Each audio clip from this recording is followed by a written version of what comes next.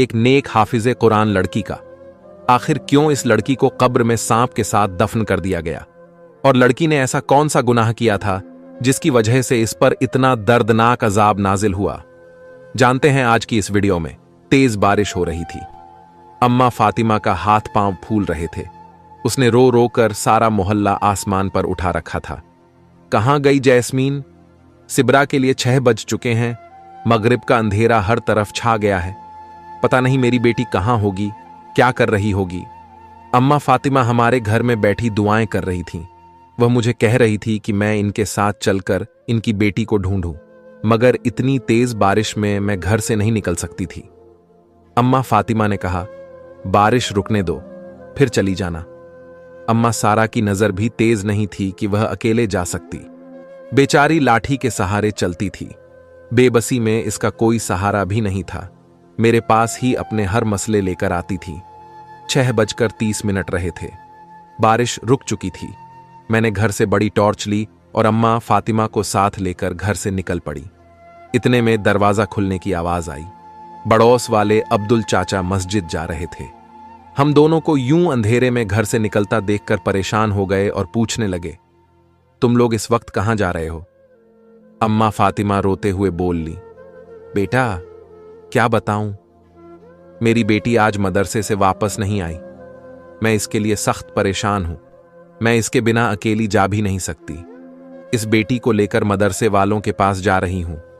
दुआ करो मेरी बेटी मिल जाए। अम्मा फातिमा रो रही थी।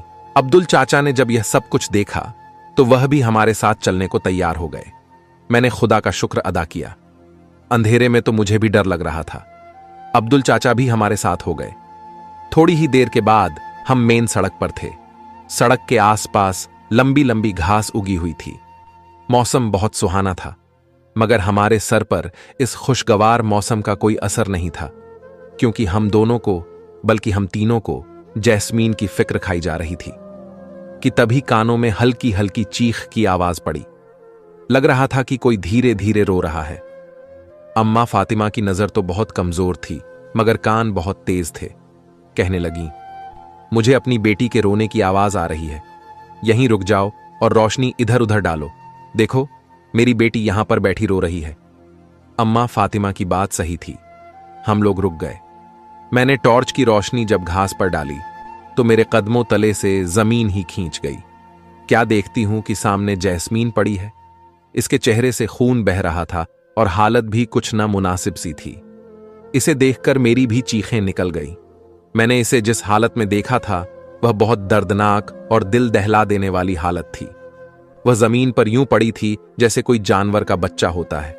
यह देखकर अम्मा फातिमा ने चीखना चिल्लाना शुरू कर दिया, हाय, किसने मेरी बच्ची की यह हालत कर दी? मैं कहां जाऊंगी अपनी जवान बेटी को लेकर? किससे हिसाब मांगूंगी? सच बता, मेरी बेटी किसने यह सब कुछ किया है? अम्मा फातिमा अपनी बेटी को छोड़ते हुए बोली, अम्मा कुछ भी तो नहीं हुआ। तुम्हारी बेटी को हो सकता है कि किसी ने गाड़ी से टक्कर मार दी हो। नहीं, मैं यह नहीं मान सकती। अम्मा फातिमा जोर जोर से चिल्लाने लगी थी। वह इतना रोई कि इसका गला बैठ गया था। मुझे तो समझ नहीं आ रहा था कि मैं क्या करूं। अब्दुल चाचा ने गांव से कुछ लोगों को बुला लिया जो चारपाई लेकर आए। यूं जैस्मीन को घर ले जाया गया। मैंने सोचा था कि शायद इसका इलाज किया जाएगा, मगर उसने तो रास्ते में ही दम तोड़ दिया। जब घर जाकर इसकी लाश को हाथ लगाया तो वह बिल्कुल ठंडी हो चुकी थी। अम्मा फातिमा रोने लगी, कहने लगी, मैं कितनी बदनसीब मां हूं जिसकी हाफिज कुरान बेटी के साथ इतना बड़ा जुल्म हो गया और वह कुछ भी ना कर सकी। मोहल्ले के सभी लोग इकट्ठे हो गए थे। सबको पता चल गया था कि अम्मा फातिमा के हाफिज कुरान बेटी जैस्मीन के साथ बहुत बड़ा हादसा हो गया है, मगर लोग अजीब अजीब बातें कर रहे थे। कोई कहता कि इसकी बेटी ने खुद ही कुछ किया होगा, तो कोई कहता हाफिज कुरान होकर अगर यह हादसा हुआ है तो इस लड़की ने जरूर कोई गुनाह किया होगा। गरज यह है कि जितने मुंह उतनी बातें, मगर अभी असल मामला तो पीछे था। वह रास्ता जिस पर से पर्दा उठना अभी बाकी था। अम्मा फातिमा को तो रो रो कर बुरा हाल हो गया था। उसने मुझसे कहा, बेटी, मेरे दिल में एक बात है जो मैं तुमसे कहूंगी, और यह मेरी बेटी की आखिरी ख्वाहिश भी थी। मैं नहीं जानती थी कि वह कभी इस दुनिया से अकेली चली जाएगी। अगर पता होता तो मैं उसके साथ अपना रवैया अच्छा रखती। अब इसकी आखिरी ख्वाहिश तो पूरी कर दूं। अगर नहीं की तो खुद को गुनाहगार समझूंगी। मैं अपनी बेटी को कफन में नहीं, इसके कुर्ते में दफनाऊंगी। अम्मा फातिमा ने एक सफेद फटा सा कुर्ता मेरे सामने कर दिया। यह क्या है अम्मा? मैंने पूछा। यह उसका वह कुर्ता है जिसमें मेरी बेटी नमाज पढ़ा करती थी।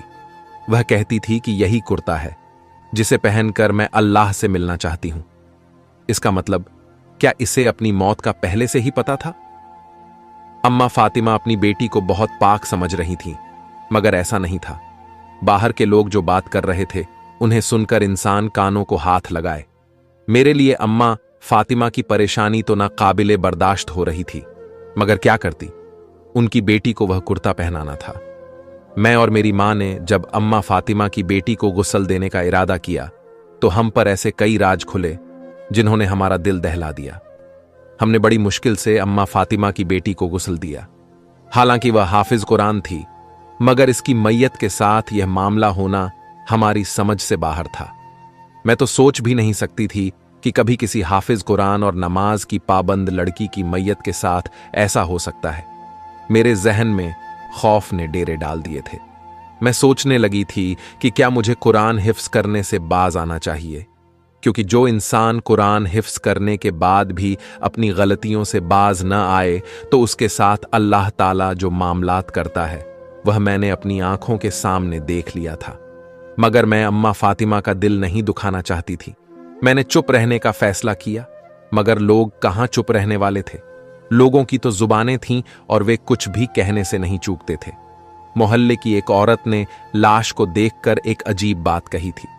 अम्मा फातिमा को रोता देखकर उसने जो फिक्रा कसा था वह इज्जते नफ्स को मजरूह करने वाला था। बोली, क्या अम्मा फातिमा, तुमने तो अपनी बेटी की पारसाई की सफाई दी थी, लेकिन अगर तुम्हें इतनी ही पारसाई लगती है तो तुम इसकी लाश का पोस्टमार्टम क्यों नहीं करवा लेती? तुम्हें साफ समझ आएगी कि तुम्हारी बेटी के साथ क्या हुआ है। किसी गाड़ी ने टक्कर मारी है या फिर... अम्मा फातिमा ने इसके मुंह पर जोरदार तमाचा दे मारा। खबरदार, जो तुमने मेरी मरहूम बेटी के बारे में बकवास की। मेरी बेटी पाक और साफ थी। इसका किरदार शीशे की तरह शफाफ था। तुम्हें शर्म नहीं आती ऐसी बकवास करते हुए? अम्मा फातिमा की बात सुनकर मैं सुन होकर रह गई थी। मुझे समझ में नहीं आ रहा था कि मैं इसे क्या बताऊं कि मैंने तुम्हारी बेटी की मैयत में क्या देखा है। अम्मा फातिमा का गुरूर और मान मैं तोड़ना नहीं चाहती थी। पोस्टमार्टम की बात ने अम्मा फातिमा को परेशान कर दिया था। बेटी का जनाजा घर से उठने के बाद घर में अजीब सी वहशत उठ रही थी। जब मैं अम्मा फातिमा के पास बैठी तो वह फिर से फूट फूट कर रोने लगी। क्या तुमने उस औरत ने क्या बात की कि मेरी बेटी का पोस्टमार्टम होना चाहिए? अरे, ऐसा क्या कर दिया मेरी बेटी ने? लेकिन बेटा, आजकल जमाना भी तो खराब है। मेरा दिल बहुत बुरी तरह छलनी हो चुका था। क्या तुम्हें भी लगता है कि मेरी बेटी के साथ कोई ऐसा हादसा हुआ है? नहीं अम्मा, तुम खुदा खौफ मत करो अपनी बेटी के बारे में। अच्छा सोचो, उसकी मगफिरत की दुआ करो। मैंने झूठे दिल से अम्मा फातिमा को तसल्ली तो दे दी, मगर मैं ही जानती थी कि हकीकत क्या है। पर मुझे क्या पता था कि यह राज कभी भी छुप नहीं सकता, क्योंकि जब अम्मा फातिमा की बेटी को कब्र के अंदर दफनाने लगे तो जो भी कब्र खोदते उसके अंदर सांप निकलता था। लोगों ने जैसे तैसे करके अम्मा फातिमा की बेटी को उसी कब्र के अंदर ही दफना दिया जिसके अंदर सांप था, और उसे सांप के साथ ही दफन कर दिया। और मैं तो सोच भी नहीं सकती थी कि कब्र में दफनाने के बाद मां के साथ वह होगा जो आज तक किसी ने दुनिया में होते हुए नहीं देखा होगा। ना ही किसी की कब्र पर ऐसा कोई मंजर देखा गया जो कि सिबरा पर देखा जाने वाला था। मैयत को दफनाने के बाद फातिमा बीवी बुरी तरह से बेचैन थी। कहने लगी, मेरा शौहर तो इस दुनिया से पहले ही चला गया, अब मेरी बेटी भी नहीं रही, मैं किसके पास जाऊंगी? फातिमा बीवी फिर से रोने लगी। फिर कहने लगी, मेरे साथ मेरी बेटी की कब्र पर चलो, मैं वहां जाकर अपने आंसू बहाना चाहती हूं। अम्मा फातिमा, ये तुम क्या कह रही हो? रात का वक्त हो गया है, ऐसे वक्त में कब्रिस्तान ही जाती। मैंने इसे समझाना चाहा, मगर वह थी कि समझने से बाज नहीं आ रही थी। नहीं नहीं, मुझे जाना है। मैं अपनी बेटी की कब्र पर जाना चाहती हूं। मैं उसे बातें करना चाहती हूं। अम्मा फातिमा जिद्दी हो गई। मैंने अपनी मां से इजाजत मांगी और अम्मा फातिमा के साथ होली रात का अंधेरा हर तरफ फैल चुका था। अम्मा फातिमा ने सफेद चादर अपने गिर्द लपेटी हुई थी। हम दोनों कब्रिस्तान की तरफ रवाना हो गए। हल्की हल्की ठंडी हवाएं चल रही थीं। अम्मा फातिमा मुझसे बार बार अजीब अजीब सवाल कर रही थीं। क्या तुम्हें लगता है मेरी बच्ची अल्लाह तबारक ताला के पास जाकर खुश होगी या फिर परेशान होगी? अम्मा फातिमा के अजीबो गरीब सवाल सुनकर मुझे उन पर तरस आ रहा था, मगर मुझे नहीं पता था कि अभी एक और कयामत टूटने वाली है। अभी तो उन्हें अपनी बेटी के बारे में कुछ भी नहीं मालूम था। 5 ही मिनट में कब्रिस्तान आ गया। जैसे ही कब्रिस्तान में दाखिल हुए, हमें सामने ही सिबरा की कब्र नजर आई, लेकिन कब्र कुछ काली काली सी मालूम हो रही थी। अम्मा फातिमा की हालत देखने वाली थी। टॉर्च की हल्की हरी रोशनी में मुझे कुछ सही नजर नहीं आ रहा था। तभी मुझे अपने पैरों पर किसी नरम सी चीज का एहसास हुआ। मैंने टॉर्च करीब करके देखा तो मेरे दिल को जोरदार झटका लगा। मेरे तो कदमों तले जमीन निकल गई थी। आधे हाथ जितना काला सांप मेरे पांव के नीचे था। मैं तो सर से पैर तक पसीने से तर हो गई। मेरी टांगें कांपने लगी थीं। तभी आंखें अंधेरे के साथ मानूस हुईं तो मैंने वह मंजर देखा जिसका खौफ आज भी मेरे दिल में बाकी है। सिबरा की कब्र के इर्द गिर्द काले और लंबे सांपों ने घेरा बना रखा था। एक सांप मेरे कदमों के नीचे भी था। यह सांप सिबरा की कब्र से काफी फासले पर था। शायद हमें इस बात से खबरदार कर रहा था कि आगे मत बढ़ना, वरना तुम्हारा नुकसान होगा। अम्मा फातिमा की नजर कमजोर थी। वह इससे पहले कि कब्र पर ढह जाती, मैंने उन्हें रोक लिया। अम्मा फातिमा, तुम पागल तो नहीं हो गई हो? तुम कहां जा रही हो? तुम्हारी बेटी मर गई है। उसकी कब्र पर तुम नहीं लेटोगी। उसकी रूह को तकलीफ होगी।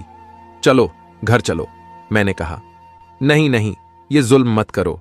मेरे कलेजे को ठंड पड़ने दो। अम्मा फातिमा कब्र के करीब ही बैठ गईं और जोर जोर से बयां करने लगीं। मैं नहीं चाहती थी कि उन्हें इन सांपों के बारे में पता चले।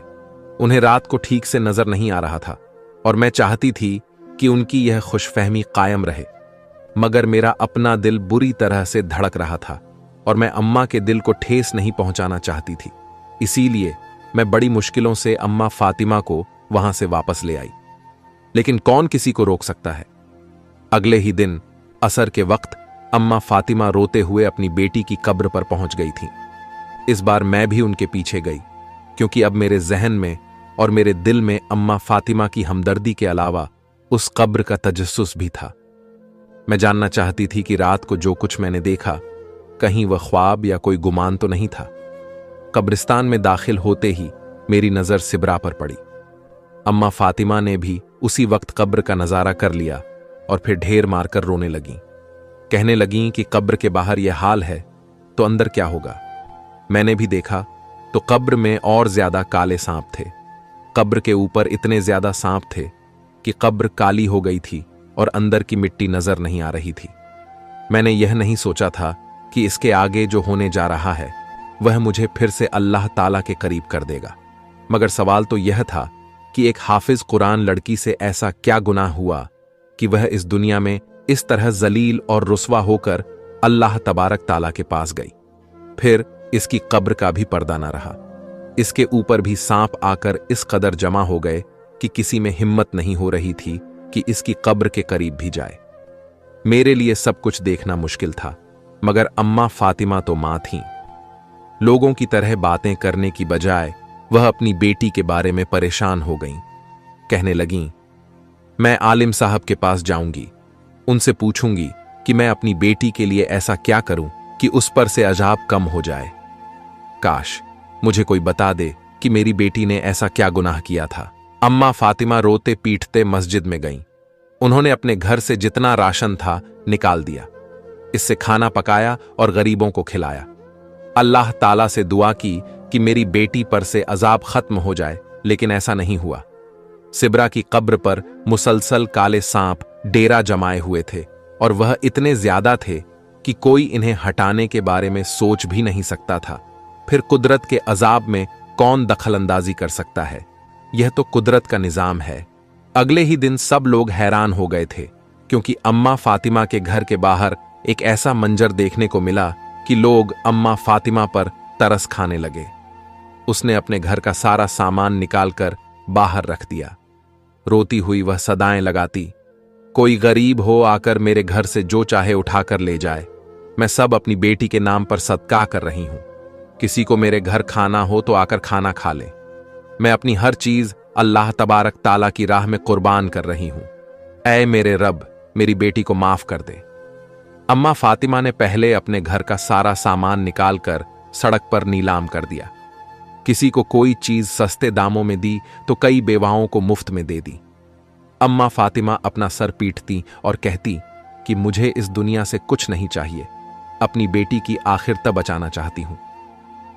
अम्मा फातिमा के घर का सारा सामान एक हफ्ते में गरीबों ने उठा लिया। जाहिर है, लोगों की अपनी अपनी जरूरतें होती हैं। अम्मा फातिमा ने सोचा था कि इतना बड़ा सदका और कुर्बानी करने के बाद इसकी बेटी की कब्र से अजाब हट जाएगा, मगर ऐसा नहीं हुआ। अम्मा फातिमा हर रोज जाकर अपनी बेटी की कब्र देखती तो बदस्तूर वहां पर सांप जमा ही रहे थे। ये देखकर अम्मा फातिमा सोचने लगी कि आखिर उसकी बेटी से कौन सा इतना बड़ा गुनाह हो गया है जिसकी वजह से इसे इतना सख्त अजाब हो रहा है। अम्मा फातिमा के लिए यह सब कुछ करना बहुत मुश्किल था। वह लुटपुट गई थी। अब तो वह अपने घर में बैठी बस खाली नमक के साथ रोटी खाती थी। लोगों को इस पर तरस तो आता, मगर इसे खुद पर तरस नहीं आता था। एक दिन अम्मा फातिमा ने अपना जेवर भी बेच दिया, जो कि उसका सबसे कीमती और सबसे आखिरी अमानत था। जेवर बेचकर उसने जैसे खुद को अल्लाह तबारक ताला के आगे सौंप दिया था। अब तो उसके पास कुछ भी नहीं बचा था जो वह बेच पाती। सड़क पर आ गई थी बिल्कुल। मगर इसके बावजूद भी आपको यह जानकर हैरान होगी कि सिब्रा से ना ही सांप हटे और ना ही अम्मा फातिमा को सुकून आया। तंग आकर अम्मा फातिमा नमाज के लिए बैठ गई। मुसल्ले पर बैठी, न खाती न पीती, बस अल्लाह तबारक ताला के सामने रोती रहती और सुबह शाम जो भी गुजरता उसे आवाज देकर कहती, मेरी बेटी के लिए दुआ करो, इसका अजाब कम हो जाए। अम्मा फातिमा तो सुकून कर गई थी, मगर उसे अपनी बेटी का गुनाह समझ नहीं आ रहा कि तभी एक दिन एक लड़की मेरे पास आई। उसने मुझसे कहा कि सिब्रा नाम की लड़की से मिलना चाहती हूं। मैंने उसे सारी बात बता दी तो उसके चेहरे का रंग उड़ गया। कहने लगी, मुझे फौरन सिब्रा की मां के पास ले चलो। मैं उसे लेकर फौरन अम्मा फातिमा के पास आई तो उसने अम्मा फातिमा से कहा कि मैं तुम्हें तुम्हारी बेटी की सारी हकीकत भी बताऊंगी, लेकिन सबसे पहले तुम मुझे इसके कमरे में ले चलो। अम्मा फातिमा यह सुनकर फौरन अपनी बेटी के कमरे में ले गई। सिब्रा के कमरे में जाते ही उस लड़की ने उसका कमरा उलट पलट कर दिया। कुछ ना मिला तो उसका बिस्तर उलट दिया। नीचे रखे मोबाइल फोन ने अम्मा फातिमा को भी हैरान कर दिया था। यह तो एक स्मार्टफोन था। लड़की ने स्मार्टफोन लेकर खोला तो इसका मवाद देकर हम लोग भी हैरान रह गए थे। कोई सोच भी नहीं सकता था कि अम्मा फातिमा की बेटी ऐसी निकलेगी। चंद पैसे कमाने की खातिर अपने लिए जहन्नम खरीदने चल पड़ी थी, मगर अल्लाह तबारक ताला तो 70 माओं से ज्यादा मोहब्बत करने वाला है। उस लड़की ने बता दिया कि सिब्रा सिर्फ खुद ही नहीं बुरी चीजें देखती थी, बल्कि वह लोगों में भी बुराई फैलाती थी। उसने अगरचे खुद को तो इस्तेमाल नहीं किया, मगर इधर उधर ऐसा गंदा वीडियो दूसरों को दिखाकर अपने लिए कब्र में अजाब खरीद लिया। यह सिब्रा की खुशकिस्मती थी कि उसके मोबाइल पर किसी किस्म का कोट नहीं था, क्योंकि उसकी मां को नजर नहीं आता था तो उसे कोट लगाने की जरूरत महसूस ना हुई। यूं ही मां से छुपकर मोबाइल इस्तेमाल करती रही। इस तरह उस लड़की ने सिब्रा का पर्दाफाश कर दिया। चुनांचे सिब्रा से सांप हट गए। उसकी मां के दिल को भी करार आ गया। प्यारे दोस्तों, अब आप सोचेंगे कि आखिर इसमें क्या मसल्लत है। यकीन मानिए, अगर अल्लाह तबारक ताला ने सिब्रा का पर्दाफाश ना किया होता तो उस लड़की को मां के घर ना भेजता। यह तो सिब्रा को माफ करवाने का एक बहाना था। बस यही वह दिन था जब मैंने कुरान पाक से अपना रिश्ता फिर से स्थापित कर लिया, क्योंकि मैं समझ गई थी कि हाफिज कुरान कभी भी अल्लाह तबारक ताला के कहर में नहीं आ सकता।